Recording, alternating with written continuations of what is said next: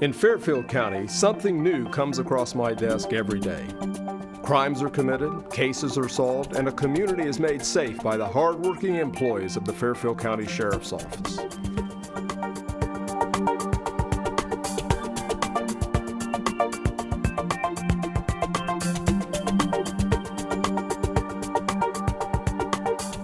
Welcome to This Week with Sheriff Dave Phelan, a weekly program on LancasterOhio.tv. We're also carried on the Fairfield County Sheriff's website, and we're featured on a number of radio affiliates here in Lancaster. Do appreciate the folks here at Fairfield Christian Academy that let us use their facilities to tape this program. Our executive producer is Kelly Roberts behind the scenes, and she takes care of the guest questions and a lot of really good things to keep this program moving forward.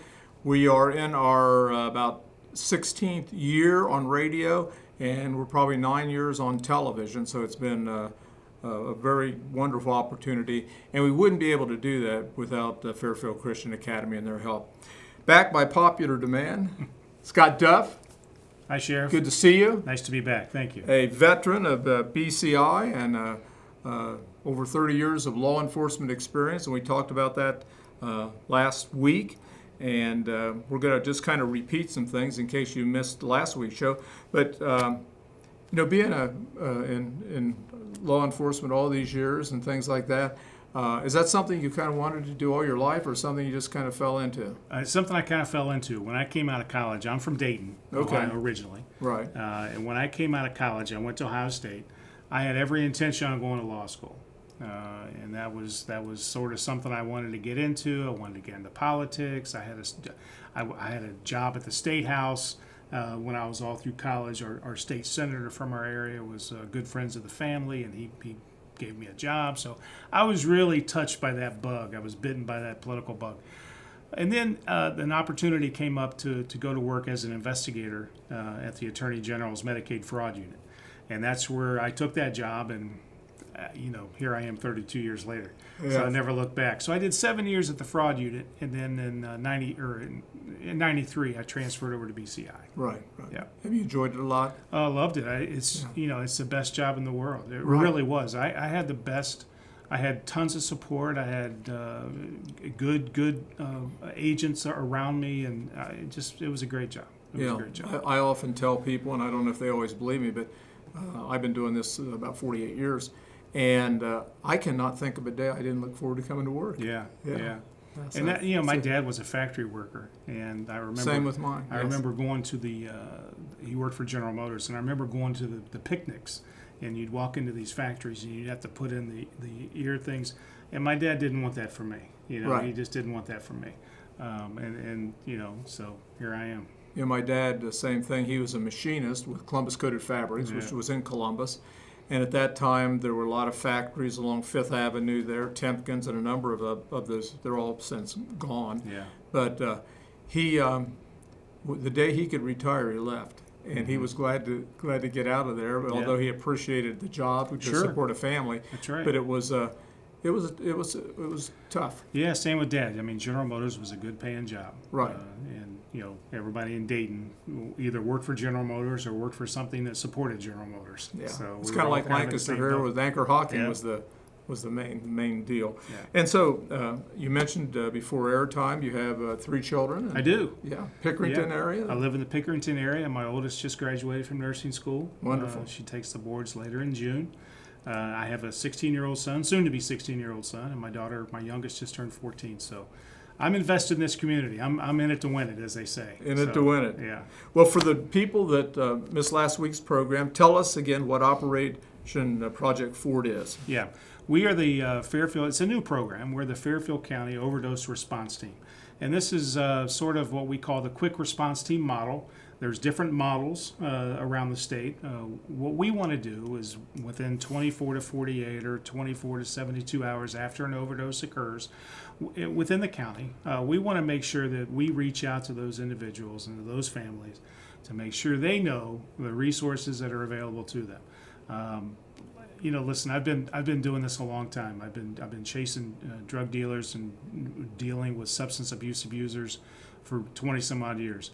they don't want to be in that position. No one wants to be a heroin addict. No one wants to be an opiate addict. They just don't. Right. So, the mindset for law enforcement, we've had to change a little bit. And it's been difficult. It's been a difficult change. There's still folks out there of the mindset that, they chose to do this or they chose to do that. And that very well may be. But we have to make sure that, for the future of our county and the future of our state, we've got to make sure that we're putting people in the right position to become productive citizens. And that's all we're trying to do. So after the individual has been involved in an overdose situation, you actually will make contact and go visit with them. You mentioned last week. That's right. And you'll have someone from the recovery center with you or someone else? At times, yeah, we'll have a peer supporter with us, and we'll have, in Violet Township, we have what's called a community paramedic.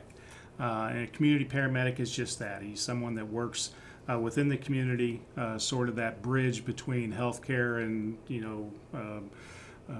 daily living. And that community paramedic, he does so many different things.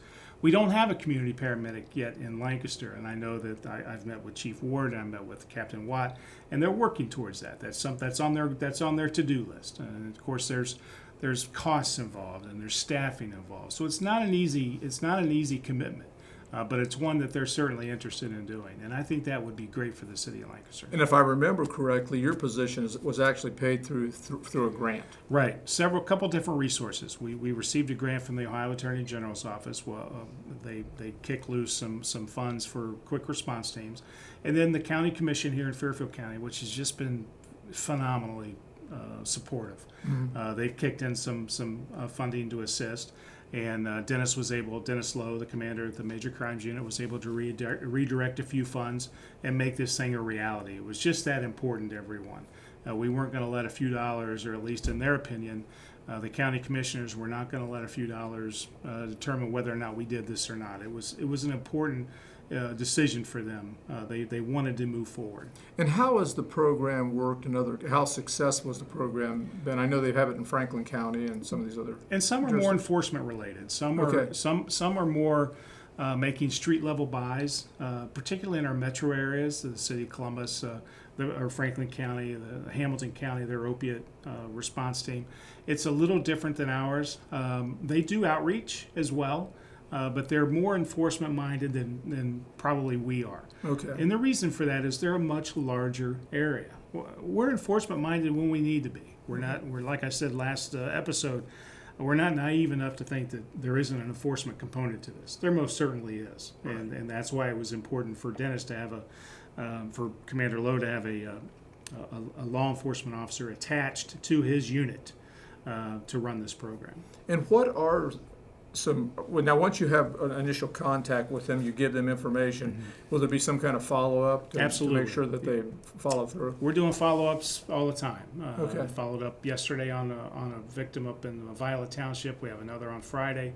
So yeah, we're following up, and we want to make sure that if they slip through the cracks, that we reach out to them. Listen, Sheriff, if they need a ride to treatment, if they need a ride to detox, I'll take them. It's that important to us. We need to make sure that we're putting our best resources to use in these. If you can tell us, if there is, what would it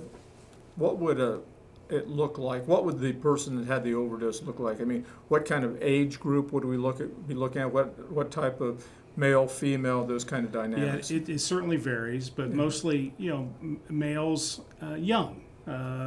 24 to 30, okay. Is typically what we're seeing. Females too. Yes. There's no boundaries. We're going to $500,000 homes, and we're going to $40,000 homes. I mean, there's no financial heroin and opiates. They don't see that. Yeah. You know what I mean? And some of them, it's probably not the first time this has happened. No, I'm going to guess. Absolutely not. I mean, relapses are the treatment folks, and I've learned so much over the last several months. Relapses are a part of recovery. Right. They just are. So what would be some of the resources that are available here in Fairfield County, and then how can someone get in touch with you? Our Adam H. Board has been hugely supportive here in Fairfield County. They have connected us with places like the Recovery Center, which is a treatment facility or a treatment place, the Ohio Guidestone, the Creed of Recovery, which provides housing and counseling, which is here in Lancaster. And they're expanding, actually. They're opening an alumni house. They're doing some really, really good work. We're working with Fairfield Medical Center. They've been a huge supporter. Our county commission. Our food banks have been huge because sometimes you don't know what the needs are. Right. So our food banks have been good. We are, we make sure that we try to identify whatever resources they need. Employment's an issue, and getting people to job interviews and getting people to, making sure that they get their driving record squared away.